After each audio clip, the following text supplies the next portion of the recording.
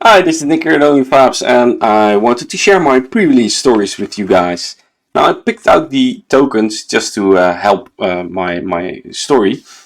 I played Briar, and Texas Lexi. Now, what happened was that at first I was really focused on the embodiment of Earth, making sure that I get all my damage triggers in from cards to roll out those embodiment of Earth tokens. Now, what happened was that I maximized those, but then I didn't hit any non-attack actions in my hand. I didn't draw any. Of course, my stupid deck was disappointing me, or maybe it was my deck building. So this is what I learned about Briar. Of course, in Classic Constructed and Blitz, I already thought about it, having a 50-50 split. But at one point, and not at one point, now I'm actually kind of thinking that maybe you should be a bit more heavier, like 60-40 on the non-attack actions, because your attack action gains go again, and then you can swing with your weapon, not Duskbane, afterwards. So my next pre-release event, I didn't have a really exciting pool.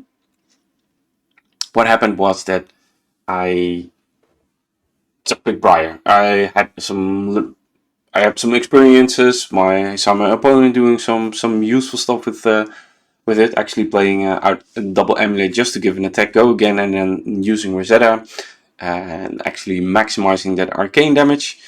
And the last one I played Lexi. I had an amazing Lexi pool first time, but I didn't have any time, so I read on the internet that Briar OP, so that's what I did. And I was really fortunate to get a rerun. I had multiple red arrows and actually some cool this ball lightning. It's an amazing card. So all in all, great fun. I went 2 and 2, 2 and 2, and 3 and 1. And what it learned me was that maybe I shouldn't help my opponent with embodiment triggers. But yeah, if the guy didn't know how the cards work, maybe you can guys leave a comment and say, do you help your opponent out with him forgetting triggers, especially during a pre-release or explaining how cards work? Everybody's still learning. Um, first and first and foremost, I did really like the games that were put out by Tales of Aria, and I'll get back to that on this pile. Some people say that they, after 3-4 pre-releases, they were like, "Oh, I've seen it all. From Monarch, I wanted more, and now I don't want any more." Um, I have the other way around. I didn't like Monarch one bit. Just I don't know. It was slow and dragged out for me. You had to hit this specific pool of cards, critical mass, before it was fun. And with Ayla, with Tales of Aria, Tales of Briar, at least for Shield, you really have options with that regard. Although some people said that you need to hit critical masses of certain stuff, but that's the sealed experience. If you have bombs and your opponent doesn't have bombs, you're gonna win. That's sealed for you.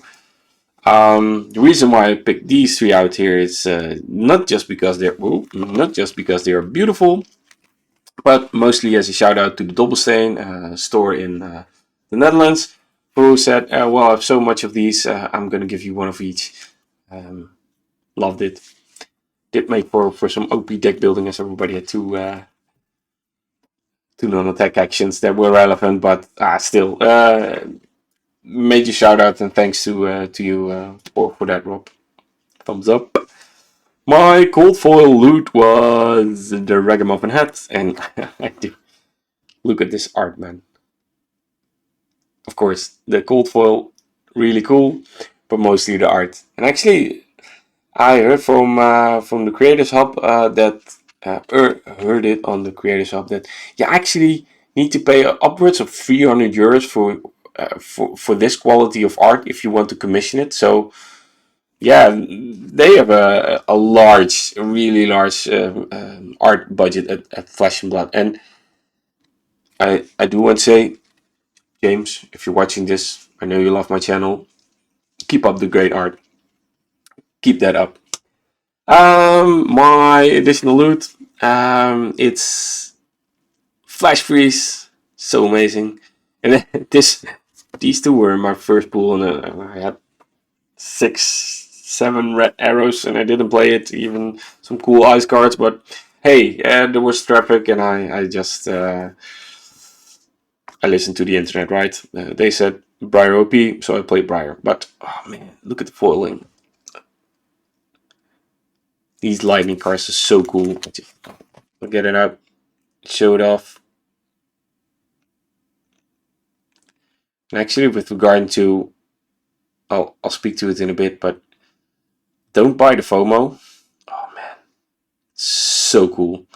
Don't buy the FOMO. Wait a bit before prices will drop on stuff, especially after pre-release weekend. Prices are generally really high in TCGs, and after that they drop. It's like a supply and demand, right?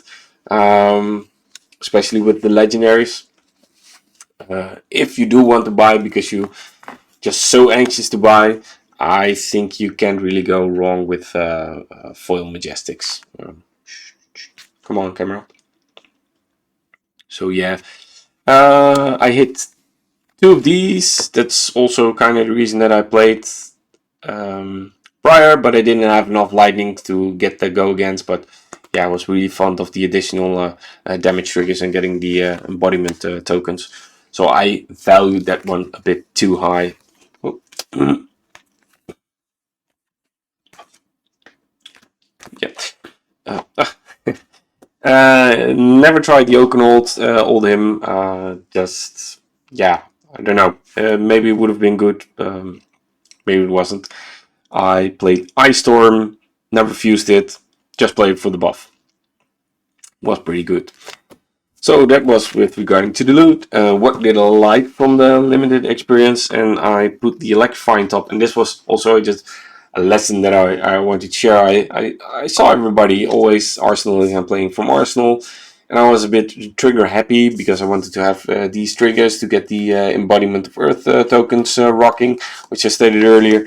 But let's be honest, you need to play this from Arsenal always. But there's a lot going on in the pre-release weekend. Don't beat yourself up for stuff that like that.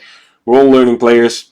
There's some players that go to the top earlier because they catch on, or they had prior learning because they played on a tabletop simulator. And I can always advise playing on tabletop simulator, especially with new eras. Yeah, I have a bit of a cold. Luckily, it's not Rona. Oh yeah, and I really love this one, especially with Ball Lightning. I don't have it in here, but Ball Lightning and Mark of Lightning. That's just, it's a lot of pressure. Kind reminder: this does say it. The attack deals the damage. Let me scoot this one.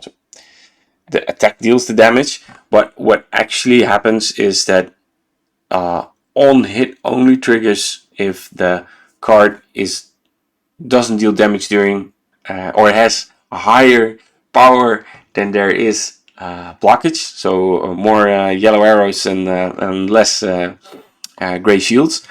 So this doesn't trigger on hits, but it does trigger all kinds of damage effects. Really like this equipment piece in limited. Then I also like these cards, just also to show off the foiling, because oh my god, Flash and Mud foils are the coolest thing ever. Mostly because of the block free and it being a lightning action, and it was kind of decent. Closing up the chain with these cards. Favorite foil of the set, for me at least. Yeah, the camera doesn't do justice, but also this one. All the foils they're just so cool. Really, yeah. And finally this one. So I had one of each element that I kind of wanted to show. But also this card, don't be greedy and block If you want to fuse, I lost the game on this card. And actually, the player that went 4-0 at the second pre-release I was attending also won due to this card getting 4-0 and the mat. I got 3-1, and the other player got 4-1, so he got the mat. So be careful of that one, and be sure to block out any damage that you can block, because there's enough unblockable damage with all the dominate and whatever. So why I grabbed this card? Yes, it's Monarch, but I wanted to. Yeah, see that? See that? Yeah, the birds are Coldfoil.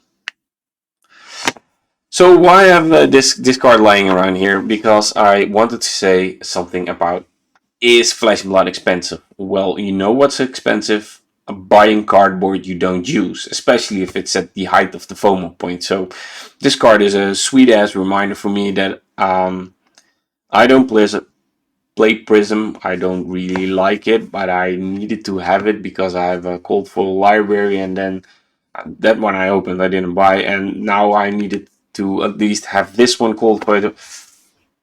Don't.